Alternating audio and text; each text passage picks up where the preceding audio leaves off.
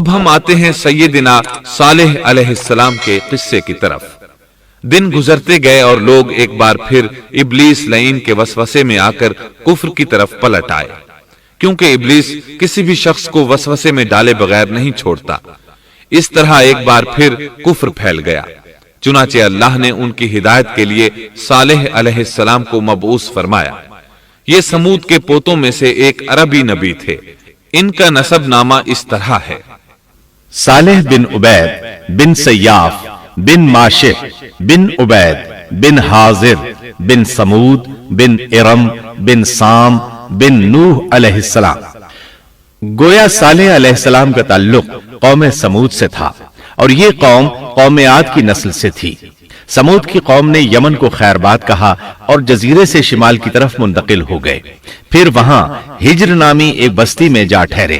قرآن کریم کی سورۃ الحجر اسی بستی کے نام سے موسوم ہے۔ قوم عاد کا تذکرہ سورۃ الحجر کے علاوہ سورۃ الاحقاف اور سورہ ہود میں بھی ہے۔ اللہ تعالیٰ سورۃ الحجر آیت 80 میں فرماتے ہیں: اور ہجر والوں نے بھی رسولوں کو جھٹلایا۔ ہجر قوم سمود کا مرکزی شہر تھا۔ اب وہ مدائن صالح کے نام سے مشہور ہے۔ یہ شہر مدینہ منورہ کے شمال مغرب میں 380 کلومیٹر کے فاصلے پر واقع ہے۔ یہ لوگ بھی پہاڑوں کو تراش کر گھر بناتے تھے۔ یہ صنعت اور کاریگری انہوں نے قوم عاد سے وراثت میں پائی تھی۔ اللہ تعالیٰ سورۃ الفجر آیت 9 میں فرماتے ہیں: اور قوم سمود کے ساتھ کیا کیا جنہوں نے وادی میں بڑے بڑے پتھر تراشے تھے۔ قرآن مجید میں اللہ تعالیٰ ایک مقام پر فرماتے ہیں: اور ہم نے قوم عاد اور سمود کو غارت کیا جن کے بعض مکانات آپ کے سامنے ظاہر ہیں۔ ان کے مکانات ان کی تباہی سے لے کر اب تک موجود ہیں۔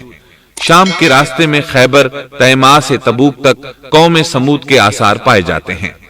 یہ لوگ کس طرح پتھر تراش تراش کر گھر بناتے تھے، اللہ تعالیٰ نے سورۃ الاعراف آیت 74 میں اس کا ذکر کیا ہے۔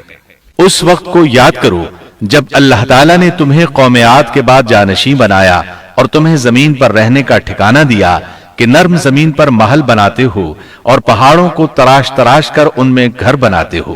سو اللہ کی نعمتوں کو یاد کرو اور زمین میں فساد مت پھیلاؤ۔ یہ آیت ان کی طاقت، جسم کی صلاحیت اور ماہر فن ہونے پر دلیل ہے۔ پہاڑوں کو تراشنا دراصل قوم عاد کی عادت تھی۔ یہ بھی چونکہ انہی سے تھے، اس لیے وراثت میں یہ کام انہیں بھی آ گیا تھا۔ جس طرح اللہ نے عاد کو اپنی نعمتوں سے نوازا تھا، اسی طرح سمود کو ان سے بڑھ کر نعمتیں دی تھیں۔ اللہ تعالیٰ صالح علیہ السلام کی زبانی ان سے فرماتے ہیں: اے قوم سمود، کیا تمہیں ان چیزوں میں بے فکری سے رہنے دیا جائے گا، یعنی باغات، چشموں، کھیتوں اور کھجوروں میں جن کا خوشہ ملائم ہے، اور تم پہاڑوں کو تراش کر پرتکلف گھر بناتے ہو؟ پس اللہ سے ڈرو اور میرا کہنا مانو۔ لیکن ان لوگوں نے ہر طرح سے قوم عاد کی پیروی کی، نصیحت پکڑنے کی بجائے بتوں کی عبادت شروع کر دی۔ اللہ نے ان کے درمیان صالح علیہ السلام کو مبعوث فرمایا۔ آپ نبوت ملنے سے پہلے بھی عقل مند اور علم والے تھے، باعزت گھرانے سے تعلق رکھتے تھے، اپنے معاملات میں لوگ ان سے مشورے لیتے تھے، لہٰذا انہیں ایک خاص مقام حاصل تھا۔ لیکن جب آپ نے انہیں ایک اللہ پر ایمان لانے، اس کے سوا کسی کی عبادت نہ کرنے کی دعوت دی تو ان کا ساتھ چھوڑ گئے۔ جواب میں ان سے کہنے لگے: اے صالح، اس سے پہلے تو ہم تجھ سے بہت کچھ امیدیں لگائے ہوئے تھے۔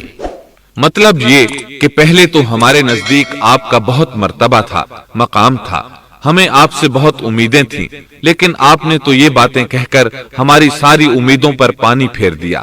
ان کے اس جواب کے باوجود صالح علیہ السلام انہیں اللہ کی طرف بلاتے رہے اور ان سے کہتے رہے: اے میری قوم، اللہ کی عبادت کرو، اس کے سوا تمہارا کوئی معبود نہیں۔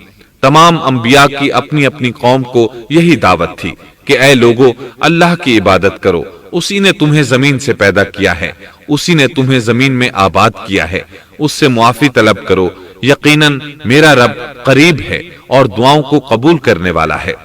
اے میری قوم، تم نیکی سے پہلے برائی کی جلدی کر رہے ہو، اللہ سے معافی کیوں نہیں مانگتے کہ تم پر رحم کیا جائے؟ اللہ سے ڈرو، میری اطاعت کرو، حد سے گزر جانے والے بے باک لوگوں کی اطاعت سے باز آؤ، وہ ملک میں فساد پھیلا رہے ہیں اور